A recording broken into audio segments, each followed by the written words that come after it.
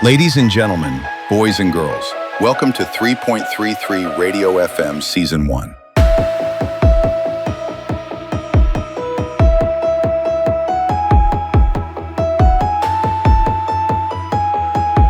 Tonight, we're turning up the volume and stepping into stories.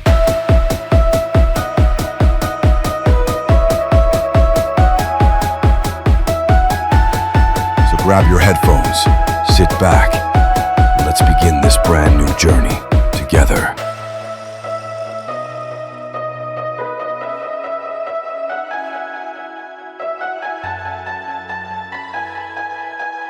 You are listening 3.33 Radio FM Season 1, Episode 1.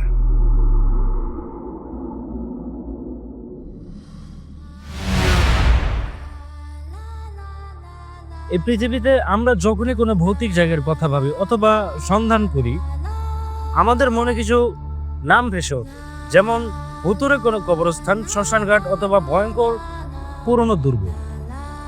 আপনি যদি ভৌতিক সিনেমার প্রেমী হয়ে থাকেন তাহলে নিশ্চয়ই কনজুরিং ইউনিভার্সের কথা শুনেছেন। এখানে অ্যানাবেল, ডল, দ্য নান এরকম কিছু ভয়ঙ্কর মুভি এসেছে, কিন্তু কনজুরিং এর প্রথম গল্প দ্য কনজুরিং, যেটা 2013 সালে হয়তো রিলিজ হয়েছে, যেটা 1971 সালের এক ঘটনা থেকে ইন্সপায়ার হয়ে বানানো হয়েছে। আসলে সিনেমায় যতটা দেখানো হয়েছে বাস্তবে তার থেকে আরো বেশি ভয়ঙ্কর ছিল এই গল্প। স্টোরি শুরু করার আগে আমি বলি কি, আজকের এই গল্পে আমি কিছু জায়গায় ইংলিশ ডিক্রিজ করেছি যাতে আপনাদের বুঝতে সুবিধা হয়। যদি কোনো ভুল হয়ে থাকে আগে থেকে ক্ষমা চেয়ে নিচ্ছি।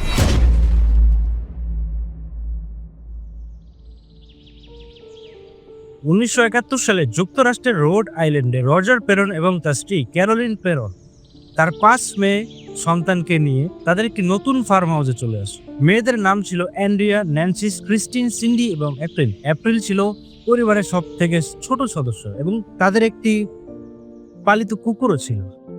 প্রথম দিনে এক অদ্ভুত ঘটনা ঘটে। বাড়ির আগের মালিক রজারকে সতর্ক করে বললেন, এই বাড়ির সমস্ত কিছু ঠিক আছে, এবারে সব কিছু ঠিক আছে, তবে ঘুমাতে যাওয়ার আগে ভুলেও লাইট বন্ধ করবেন না।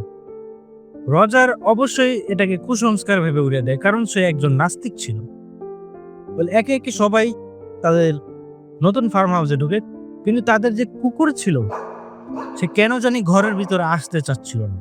রজার তার কুকুরকে অনেক টানা হিস্ট্রা করলো, অনেক জোর করলো, কিন্তু কোনোভাবেই তাকে সেই ঘরে আনা যাচ্ছিল। বাধ্য হয়ে রজার তাকে বাইরেই ছেড়ে। কিছুক্ষণ পর এপ্রিল একটা খেলনা খুঁজে পায়, একটা মিউজিক বক্স, ঘরের মতো দেখতে একটা মিউজিক বক্স। সেটাতে চাবি দিলে মিউজিক বাজতো, উপরের ঢাকনা খুললে এক জোগাড় ওঠানামা করতো এবং একটা আয়না ছিল যেখানে কয়েলের মতো একটা আকৃতি ছিল, সেটা ঘুরতো। সারাদিন সব ঠিকঠাক ছিল। রাতে সবাই ডিনার করলো, সবাই ঘুমাতে চলে গেল। রজার তার রুমে গিয়ে দেখলো তার স্ত্রী জানলার দিকে তাকিয়ে। রজার তার স্ত্রীর কাছে গেল, বলল, কি হয়েছে? ক্যারোলিন বলল, তোমার মনে হয় না আমাদের কুকুর অস্বাভাবিক আচরণ করছে? জানলার বাইরে দেখে তার কুকুর গাছের সাথে বাঁধা, সে অনেক জোরে চেঁচাচ্ছিল। কুকুরটি মনে হচ্ছিল কিছু একটা বলতে যাচ্ছে, কিন্তু কিছু বলতে পারছে না, কারণ সে ভুব প্রাণী। রজার এটাকে স্বাভাবিক মনে করে তার স্ত্রীকে ঘুমাতে বলল। সবাই ঘুমিয়ে পড়ল। পরদিন সকালে সবাই ঘুম থেকে উঠলো। অ্যান্ড্রিয়া বলল, রাতে আমি এক অদ্ভুত দুর্গন্ধ পেয়েছি, এখনো পাচ্ছি। ক্যারোলিন বলল, নতুন ফার্ম হাউস, অনেকদিন পুরনো, পরিষ্কার করতে হবে, এই জন্য হয়তো গন্ধ ছড়াচ্ছে। একটু পর এপ্রিল চেঁচিয়ে ওঠে, অনেক জোরে কান্না করছে। সবাই দৌড়ে বাইরে হয়ে যায়, গিয়ে দেখলো তাদের কুকুর মৃত অবস্থায় পড়ে আছে। এটা দেখে ক্যারোলিন একটু ভয় পেয়ে। এরপর সবাই ব্রেকফাস্ট করতে বসলো। এপ্রিল তার পোষা প্রাণীকে মৃত দেখে খুব কান্নাকাটি করে, এখনো তার একটু মন খারাপ। সবাই ব্রেকফাস্ট করছিল, এর মধ্যে সিন্ডি বলে ওঠে, গতকাল মাঝরাতে হয়তো সে এক অদ্ভুত কিছু অনুভব করে। সে বলে, রাতে কেউ তাদের ঘরে এসে কম্বল গায়ে দিয়ে তাদের ঘুম পাড়িয়ে দেয়। একথা শুনে তার 4 বোনেরাও একই কথা বলে। কোনো কালো ছায়া তাদের কাছে এসে শরীরে কম্বল মুড়িয়ে দিল এবং তাদের ঘুম পাড়িয়ে দিল। একথা শুনে রজার কোনো পাত্তা দিল না, কিন্তু ক্রিস্টিন আরো একটু অবাক হলো। তারা 5 বোন একই স্বপ্ন দেখলো, আবার তাদের সকালে কুকুর মারা গেল। রজার কাজে চলে গেল। একটু পর মেয়েরাও স্কুলে চলে গেল। এপ্রিল এখনো ছোট, তাই তাকে স্কুলে ভর্তি করানো হয়নি।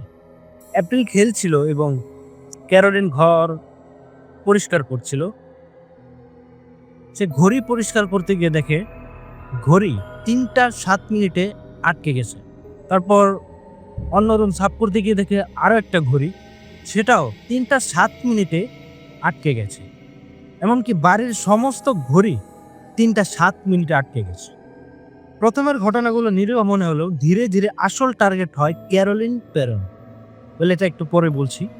ওই মুভিতে দেখানো হয়েছিল কয়েকদিন, কিন্তু বাস্তবে তা ছিল কয়েক বছর।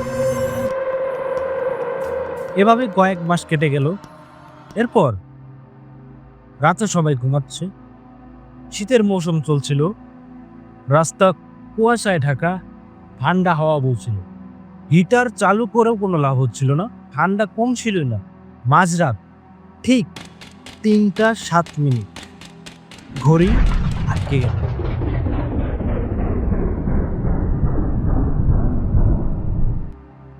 এই রাতে রজার বাড়ি ফেরেনি, সে কাজে ব্যস্ত হয়ে গেছে, যার ফলে সে বাড়িতে আসেনি। ক্যারোলিন আজ একাই ঘুমাচ্ছে। তো এই সময় হঠাৎ ক্যারোলিনের বিছানা নড়তে শুরু করে। তার শরীর থেকে কে যেন কম্বল টেনে নিয়ে গেছে। ক্যারোলিন কাঁপতে থাকে, বিছানা থেকে উঠে দেখে সকাল। তার মনে হয়েছিল যে এটা কোনো ভয়ঙ্কর স্বপ্ন হচ্ছিল। বিছানা থেকে নেমে সে এক অদ্ভুত ক্লান্তি অনুভব করে এবং তার শরীরে চেয়ে দেখে তার শরীরে এক অদ্ভুত আঁচড়ের দাগ। মনে হচ্ছিল যে তার শরীরে কেউ সুচ বা পেরেক ঢুকিয়ে দিয়েছে। বলে এটা দেখে ক্যারোলিন আরো ভয় পেয়ে যায় এবং তার এটা কোনো অস্বাভাবিক মনে হয়, কোনো ভৌতিক বিষয় মনে হতে শুরু।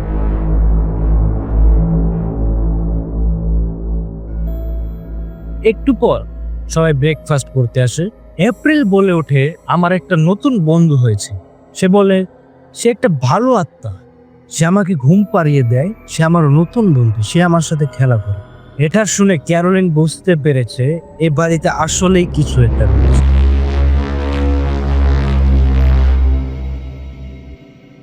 একদিন রান্নাঘরে কাজ করার সময় ক্যারোলিন পচা মাংসের গন্ধ পায়। গন্ধ অনুসরণ করতে গিয়ে তার মেয়েকে খুঁজে পায়, একটি বড় বক্সে আটকে আছে। এপ্রিল কাঁপতে কাঁপতে বলে, ও একজন মহিলা আমাকে এখানে আটকে রেখেছে, আর মা সে এখন তোমার পিছনে দাঁড়িয়ে আছে। পেছনে ফিরে ক্যারোলিন সাদা পোশাকে এক ভয়ঙ্কর নারীর ছায়া দেখতে পায়। সে আত্মা তার ভেতরে প্রবেশ করার চেষ্টা করে। এরপর শুধু ক্যারোলিন নয়, মেয়েরাও অদ্ভুত দৃশ্য দেখতে পায়। একদিন রজার দেখে তার মেয়ে এক দৃষ্টি দেয়ালের দিকে তাকিয়ে আছে। মেয়েটি বলে, বাবা, দেয়ালের ওপারে 7 জন সৈনিকের আত্মা আছে, তারা আমাকে ডাকছে, কিন্তু আমি কোনোভাবে যেতে পারছি না। এতে রজার বুঝতে পারে এটা আর সাধারণ কিছু নেই। অতঃপর পরিবার যোগাযোগ করে বিখ্যাত আমেরিকান প্যারানর্মাল ইনভেস্টিগেটর অ্যান্ড ডেমোনলজিস্টদের সাথে। তাদের নাম ছিল অজ্ঞাত বিশেষজ্ঞ এড এবং লরেন ওয়ারেন এর সাথে। ওয়ারেন দম্পতি বাড়ির ভেতর পা রাখার সাথে সাথে বুঝতে পারে এখানে 1 বা 7 নয়, এখানে অনেক আত্মা ঘুরে বেড়াচ্ছে। আর সবচেয়ে ভয়ঙ্কর বিষয় হলো ক্যারোলিন ইতিমধ্যে পজেসড। লরেন, যিনি নিজেও একজন মা ছিলেন, অনুভব করেন কোনো সন্তান যদি তার মাকে হারায় তাহলে কেমন কষ্ট হবে। তাই নিজে জোর দিয়ে এডকে বলেন, এই কেস আমাদের লড়তে হবে। তারা চেষ্টা করে সিয়েন্স মানে আত্মার সাথে যোগাযোগ করার রিচুয়াল করতে, কিন্তু সেই প্রক্রিয়ায় ক্যারোলিন হঠাৎ হাওয়ায় ভেসে উঠতেন। চারপাশে জিনিসপত্র ছিটকে পড়তেন। এড চেয়েছিল এক্সরসিজম করতে, কিন্তু রজার রাজি হয়নি, কারণ তিনি চাননি স্টিকে আর কষ্ট পেতে দেখতে। এক্সরসিজম হলো এক ধরনের রিচুয়াল যেটা কয়েক মাস, বছরও হয়তো চলতে থাকে। এটা করার জন্য এলাকার চার্চের এবং হয়তো হাইকোর্টের পারমিশন নিতে হয়। এটা অনেক রিস্কি কাজ। এই এক্সরসিজমের গল্প অন্য এক এপিসোডে বলবো। এরপর ওয়ারেন দম্পতি ধীরে ধীরে দূরে সরে যায়, আর পেরন পরিবার বাধ্য হয়ে সে বাড়িতে 10 বছর ধরে ভৌতিক অভিজ্ঞতার মধ্যে দিয়ে বসবাস করে। প্রতিদিন নতুন ভয়, প্রতি রাতে নতুন আতঙ্ক, শরীরে নতুন ক্ষত, নতুন আত্মার উপস্থিতি। তবু আর্থিক অভাবে তারা সেখান থেকে সরতে পারে। অবশেষে এক সময় তারা বাড়ি ছেড়ে চলে যায়। পরে 2022 সালে নতুন একজন মালিক বাড়িটি কিনে নেন। তিনি বলেন, আমার মনে হয় এগুলো সব মানসিক সমস্যা ছিল পেরন পরিবারের। তবে হ্যাঁ, বাড়িতে অদ্ভুত এক উপস্থিতি আমি অনুভব করি।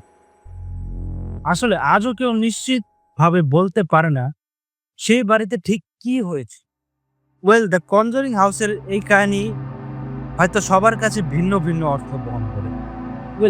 এতটুকুই হচ্ছে সে রিয়েল লাইফ স্টোরি। আপনারা যদি পুরো গল্প শুনতে চান, গুগলে সার্চ করে নেবেন, ফুল স্টোরি পেয়ে যাবেন, ফুল আর্টিকেল পেয়ে যাবেন, অথবা আপনারা মুভিটাও দেখতে পারেন, দ্য কনজারিং হাউসের কাহিনী। হয়তো এই মুভি রিলিজ হওয়ার পর সবাই দেখছিল, কয়েক মিনিট ভালোই চলছিল, কিন্তু তারপর যখন মুভির টাইটেল অ্যানাউন্স হয়, নিচে লেখা based on a true story, এটা কেউ বিশ্বাস করে, কেউ বিশ্বাস করে না। কিন্তু একটি সত্য আছে যে মানুষ একবার এমন অভিজ্ঞতার মধ্যে পড়ে যায় যেখানে তার জীবনে নতুন ভয়ানক আতঙ্ক, অদ্ভুত আতঙ্ক চিরকাল থেকে যায়। তো আজকে আমি এই গল্প এখানে শেষ করছি। আর যে বললাম এক্সোরসিজমের গল্প, এক্সোরসিজম কি, এটা একটা রিয়েল ঘটনাও ঘটেছিল। এটা আমরা হয়তো পরবর্তী এপিসোডে ডিসকাস করব। আবার দেখা হবে অন্য এক এপিসোডে। ধন্যবাদ। You are listening 3.33 Radio FM Season 1 Episode